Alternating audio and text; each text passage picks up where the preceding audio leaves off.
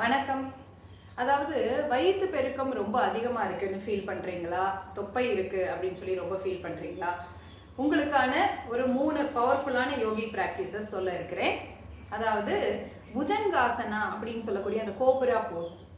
நீங்கள் வயிற்று பகுதி, அடிவயிற்று பகுதி தரையில் இருக்கிற மாதிரி வச்சுட்டு, உங்களுடைய உள்ளங்கை தரையில் வச்சுட்டு நீங்கள் அப்படியே மெதுவாக அடிவயிற்று பகுதி தரையில் இருக்கணும். இந்த புஜங்காசனா பண்ணுறப்போ அதில் கொஞ்சம் கவனமாக இருங்க.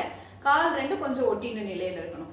இந்த புஜங்காசனா பண்ணுறப்போ நமக்கு அடிவயிற்று பெருக்கம் அப்படிங்கிறது ரொம்ப கம்மியாகிறத நீங்கள் ஃபீல் பண்ண முடியும். இது தொடர்ந்து பண்ணிக்கிட்டே வரணும். ஒரு 21 டேஸாவது ரெகுலராக ட்ரை பண்ணிகிட்டே வாங்க.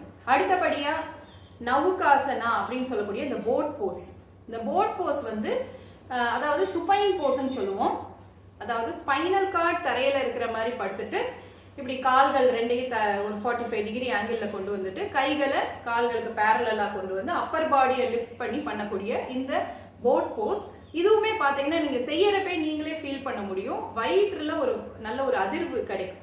உங்களுக்கு வயிற்று பகுதி பெருக்கத்தை கம்மி பண்ணுறதுக்கு ரொம்ப ஹெல்ப்ஃபுல்லாக இருக்கும். அடுத்த 3வது பவர்ஃபுல் யோகி போஸ் என்னன்னு பார்த்தோம்னா, அதாவது பவன முக்தாசனா. பவன முக்தாசனா முட்டி ரெண்டையும் மடக்கி கைகளை பிடித்து நீங்கள் உங்கள் சின்ன கொண்டு அந்த முட்டியில் வைக்க ட்ரை பண்ணலாம்.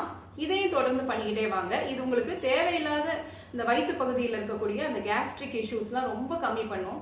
அதனால வயிற்று பெருக்கம் இருந்ததுன்னா அதெல்லாம் கம்மி பண்ணுறதுக்கு ரொம்ப ஹெல்ப்ஃபுல்லாக இருக்கும். நம்மளோட வயிற்று பகுதியில் இருக்கிற எல்லா உறுப்புகளும் எல்லா ஆர்கன்ஸும் நல்லா செயல்படுறதுக்கு ரொம்ப ஹெல்ப்ஃபுல்லாக இருக்கும்.